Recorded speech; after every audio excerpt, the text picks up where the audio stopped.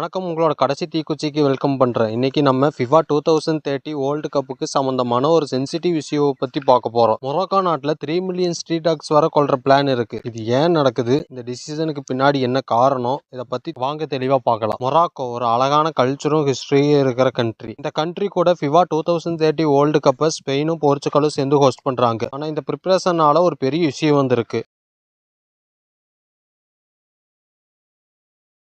அந்த இஷ்யூ வேற ஒன்றும் இல்லை. இந்த நாடு ஸ்ட்ரே டாக்ஸை பற்றி ஒரு கிளீனப் பிளான் பண்ணியிருக்காங்க. அதுதான் 3 மில்லியன் ஸ்ட்ரே டாக்ஸை கல் பண்ணுறாங்களாமா. கல்லிங்னா என்னன்னு கேட்குறீங்களா? பாய்சன் பண்ணுறது, ஷூட் பண்ணுறது, இப்படியே கொல்ற ப்ராக்டிஸ் தான் கல்லிங் அப்படின்னு சொல்கிறாங்க. 2030 வேர்ல்டு கப் ஈவெண்ட்டுக்கும் இந்த ஸ்ட்ரே டாக்ஸுக்கும் என்ன பகைன்னு பார்க்கும்போது, ஃபிஃபா வேர்ல்டு கப்புன்னு சொல்லும்போது இது ஒரு பெரிய global event. Millions of fans வந்து பார்ப்பாங்க. மீடியா அட்டென்ஷன் கூட பெருசாக இருக்கும். மொராக்கோ மாதிரி ஹோஸ்ட் கண்ட்ரீஸுக்கு எல்லாம் இம்ப்ரெஷன் ரொம்ப முக்கியம். ஸ்ட்ரீட்ஸ் எல்லாம் க்ளீனாக இருக்கணும், மாடர்னாக இருக்கணும். ஸ்ட்ரே அனிமல்ஸை பார்த்தா வெளிநாட்டு ஃபேன்ஸுக்கு ஒரு நெகட்டிவ் இம்ப்ரெஷன் வரும்.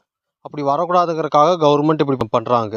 ஆனால் இது இன்னொரு சைட்லேருந்து கவர்மெண்ட் சொல்லும்போது இது அழகுக்காக மட்டும் இல்லை, பப்ளிக் ஹெல்த்தும் இதில் ரொம்ப முக்கியம் தான் நாங்கள் இப்படி பண்ணுறோம்.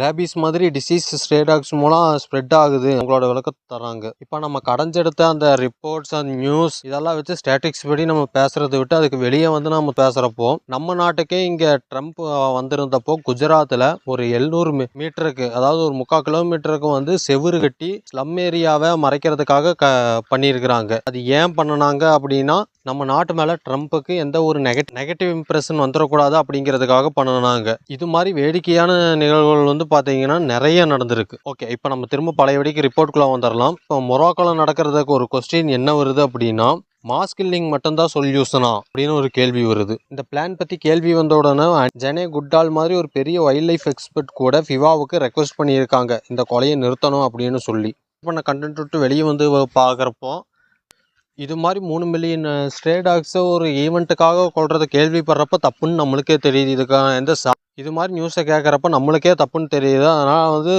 வேர்ல்டில் இருக்கிற அனிமல் ரைட்ஸ் குரூப்ஸ் எல்லாம் என்ன சொன்னாங்க அப்படின்னு பார்க்க வேண்டிய அவசியம் இல்லை. சரி, இது மாதிரி ஒரு தப்பு நடக்குது, இது மாதிரி ஒரு மிகப்பெரிய ஈவெண்ட் நடக்கிறப்போ இது மாதிரி 3 மில்லியன் டாக்ஸை வந்து கொல்றது தான் அவசியம் அப்படின்னு அந்த கவர்மெண்ட் சொல்லுது.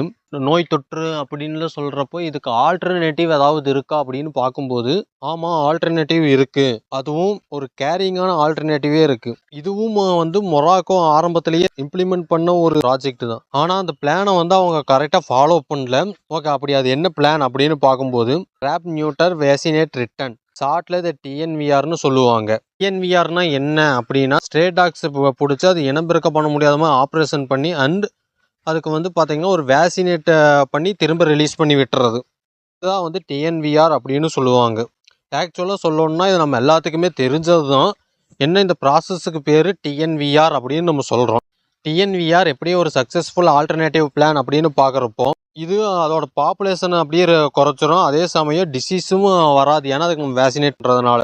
ஓகே, இது ஆல்ரெடி நான் சொன்ன மாதிரி மொராக்கோவில் 2019 ஆல்ரெடி இதுக்கு பிளான் பண்ணி இதுக்கான ப்ரோக்ராமும் ஸ்டார்ட் பண்ணியிருந்தாங்க. ஆனால் ரிப்போர்ட்ஸில் சொன்ன மாதிரியே அவங்க ப்ராப்பராக இது இம்ப்ளிமெண்ட் பண்ணலை.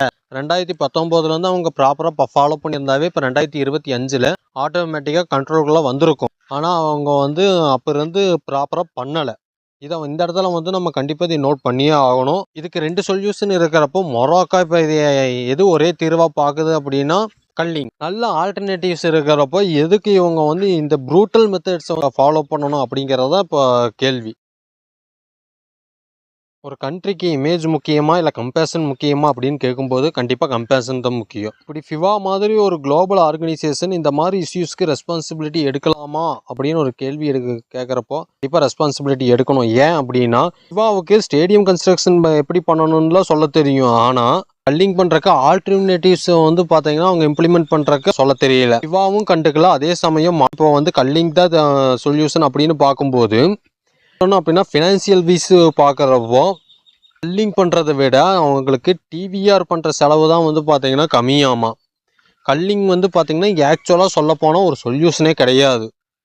நீங்கள் எப்படி இதுக்கு ஹெல்ப் பண்ணலாம் பார்க்கும்போது, இப்போ வந்து ஆன்லைனில் இதுக்கு அகெயின்ஸ்டாக வந்து நம்ம பெட்டிஷன்ஸ் எல்லாம் வந்து ரைஸ் பண்ண முடியும். இதுக்கான லிங்க்ஸ் அண்ட் டொனேஷன் பேஜஸ் எல்லாமே இருக்குது. ஆனால் இந்த நியூஸ் வந்து நீங்கள் எப்போ பார்ப்பீங்க இல்லை எப்போ கேட்பீங்க அப்படின்னு தெரியாது. அப்படி கேட்கும்போது இது மாதிரி உங்களுக்கு தெரிஞ்ச ஏதாவது ஸ்ட்ரே டாக்ஸ் இல்லை ஸ்ட்ரே அனிமல்ஸ்லாம் ஏதாவது பார்க்குறப்ப அதுக்கு முடிஞ்ச ஹெல்ப் பண்ணுங்கள். அதை தொந்தரவு பண்ணாமல் விட்டுட்டீங்கன்னா கூட போதும். மொரோக்கோவில் 3 மில்லியன் ஸ்ட்ரீட் டாக்ஸ் இப்போது மாஸ் மர்டர் பண்ணுறதுனால நம்மளுக்கு எல்லாருக்கும் தெரிஞ்சாகுது. இதுவே 3000 இல்லை 30,000 இது மாதிரி டாக்ஸ் வந்து மாஸ் கில்லிங் அதாவது கல்லிங் பண்ணுறாங்க அப்படின்னா நம்மளுக்கு தெரியாது.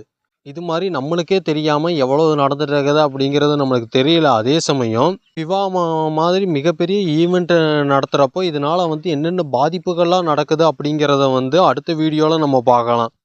இது உங்கள் கடைசி தீக்குச்சி.